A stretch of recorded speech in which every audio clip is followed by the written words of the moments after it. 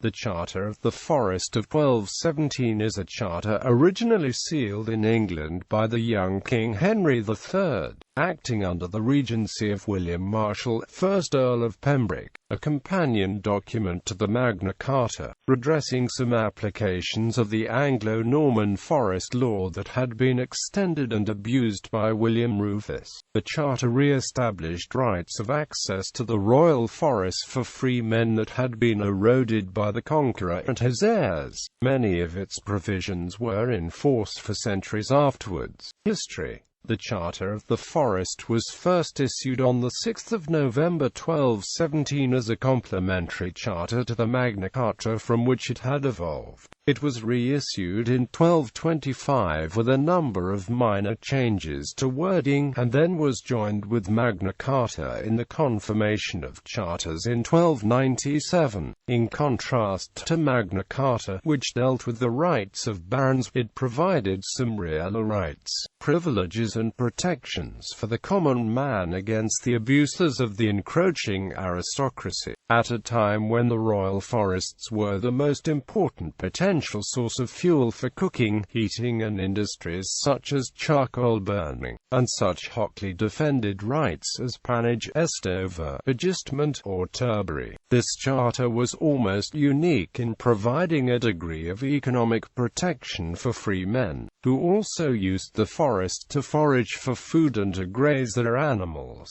Contents. The king was required to disafforest royal forest, which meant a requirement to give up possession of forest land. This might not have trees, it could also be heathland.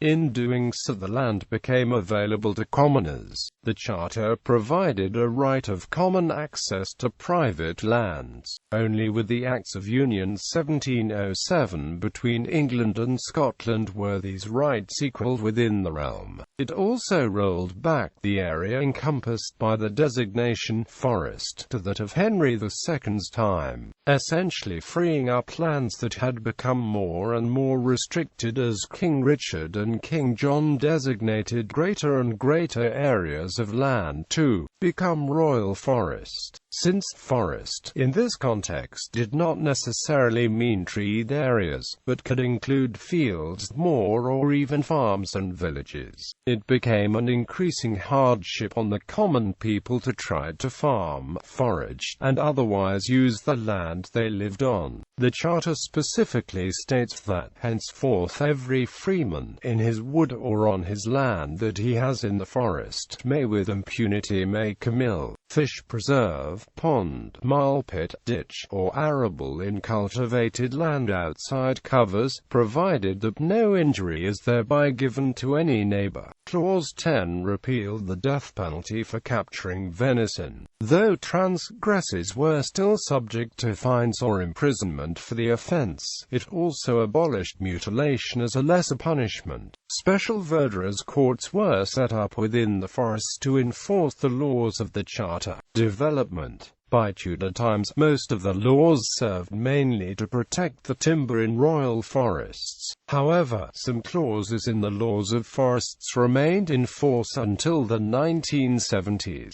and the special courts still exist today in the New Forest and the Forest of Dean. In this respect, the Charter was the statute that remained longest in force in England, being finally superseded by the Wild Creatures and Forest Laws Act 1971.